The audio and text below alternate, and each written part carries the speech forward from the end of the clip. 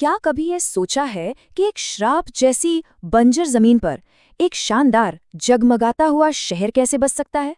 महाभारत में एक ऐसी ही कहानी है, इंद्रप्रस्थ की।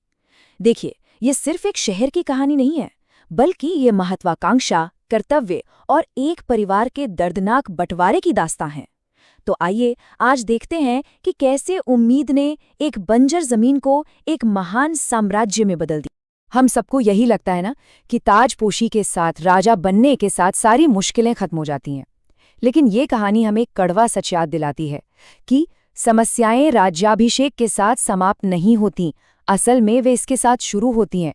ये एक राजा के लिए शायद सबसे बड़ा दिन हो सकता है, पर यही दिन आने वाले तूफान का पहला संकेत भी बन सकता है। तो यहाँ कोई जश्न नहीं मन रहा था। कहानी की शुरुआत ही एक बंटवारे से होती है, एक महान साम्राज्य का दर्दनाक विभाजन। ये एक ऐसा फैसला था जिसने सिर्फ जमीन को ही नहीं बल्कि एक ही परिवार के दिलों को भी दो टुकड़ों में बांट दिया। और फिर हस्तिनापुर की राजसभा में राजा धृतराष्ट्र ने वो फैसला सुनाया जिसने सब कुछ बदल दिया। अपने बेटे दुर्योधन को मिला हस्तिनापुर का गौरवशाली स्थापित राज्य, और भतीजे युधिष्ठिर के हिस्से में क्या आया? खांडवप्रस्थ की बंजर जमीन।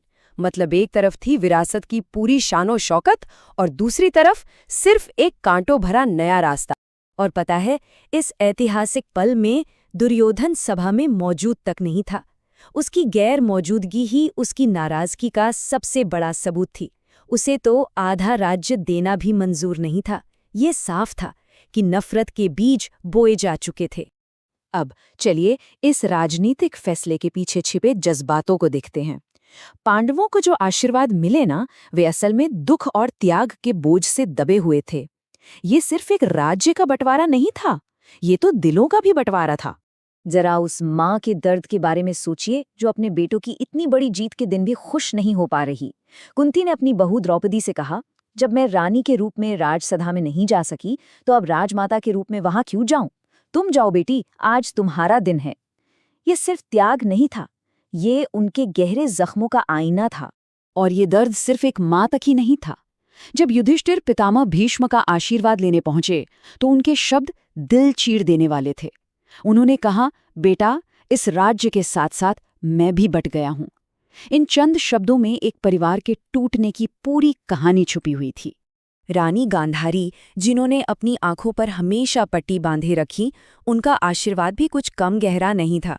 उन्होंने कहा, तुम्हारी सारी अमावस्या की रातें मुझे मिल जाएं, मैंने तो अंधेरे में जीना सीख लिया है। ये एक ऐसा आशीर्वाद था जो दिखा रहा था कि इस तथाकथित जीत में कितनी उदासी छिपी है। गुरु द्रोणाचार्य ने भी विदाई देते हुए अपने शिष्यों को एक आखिरी और सबसे जरूरी पाठ सिखाया। उन्होंने युधिष्ठिर को याद दिलाया कि युद्ध सिर्फ जीत के लिए नहीं, बल्कि शांति और मूल्यों की रक्षा के लिए लड़ा जाना चाहिए।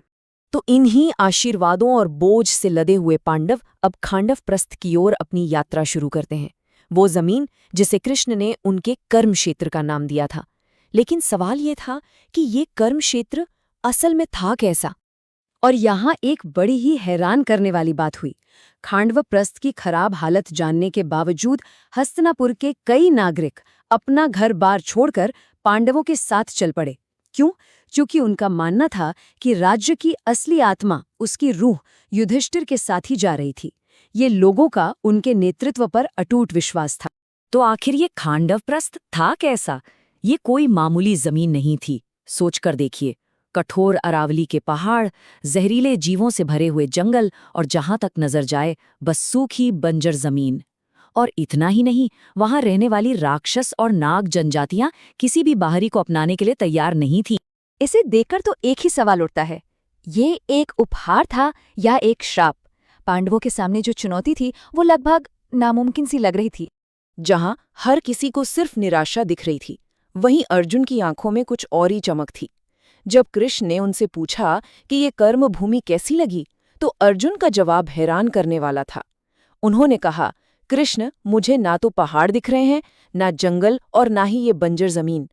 मुझे तो बस आपका आशीर्वाद दिखाई दे रहा है। और यही विश्वास उनकी सबसे बड़ी ताकत बनने वाला था। और बस यहीं से कहानी अपने सबसे दिलचस्प मोड़ पर आती है। उस बंजर भूमि का एक शानदार शहर में वो चमत्कारी बदलाव ये मानवीय परिश्रम और दिव्य कृपा का एक अद्भुत संगम था। तो ये चमत्कार हुआ कैसे? चलिए देखते हैं। सबसे पहले अर्जुन ने देवताओं का आवाहन किया। फिर आए बलराम, जिनके शक्तिशाली हल ने उस कठोर धरती को नर्म बना दिया। इसके बाद अर्जुन के बाणों ने आकाश को चीर दिया और बादलों ने ऐसी कृपा बरसाई कि सूखी जमीन हरी भरी हो गई। और फिर देखते ही देखते एक भव्य शहर ने जन्म लिया। और नतीजा? इंद्रप्रस्थ, एक ऐसा शहर जहां सुंदर बगीचे थे, साफ सुथरी नदियां बह रही थीं और एक ऐसा महल था जो किसी सपने जैसा लगता था। सच कहूं तो ऐसा लगा मानो स्वर्ग खुद धरती पर उतर आया हो। ये सिर्फ चमत्कार नहीं, ये उनकी अटूट मेहनत का फल था। लेकिन कहते हैं ना, जहां एक कहानी खत्म होती है वहीं से दूसरी शुरू होती है। इंद्रप्रस्थ की ये महान सफलता अपने साथ भविष्य के संघर्ष के बीज भी लेकर आई थी। जीत का ये माहौल अब धीरे धीरे एक आने वाले तूफान के संकेत में बदल रहा था। कृष्ण वो जानते थे कि असली संघर्ष तो अभी बाकी है। उन्होंने अर्जुन को आगाह किया, इंद्रप्रस्थ तुम्हारी कहानी का अंत नहीं है, ये तो केवल एक अध्याय का अंत है। कृष्ण उन्हें बता रहे थे कि ये मंजिल नहीं बल्कि एक बहुत बड़े सफर की बस एक शुरुआत है। कृष्ण ने उन्हें एक बहुत जरूरी, बहुत गहरा सबक सिखाया कि सिर्फ बनाना ही काफी नहीं होता, बनाई हुई चीज की रक्षा करना भी उतना ही जरूरी है। उन्होंने समझाया कि उनका काम अभी खत्म नहीं हुआ था, अब असली चुनौती थी इस नए राज्य को बचाने की। और फिर कृष्ण ने वो आखिरी चेतावनी दी जो आने वाले कल की एक साफ तस्वीर थी। उन्होंने कहा, इस शांति के दूसरी तरफ एक तूफान पनप रहा है, दुर्योधन के घायल अहंकार का तूफान।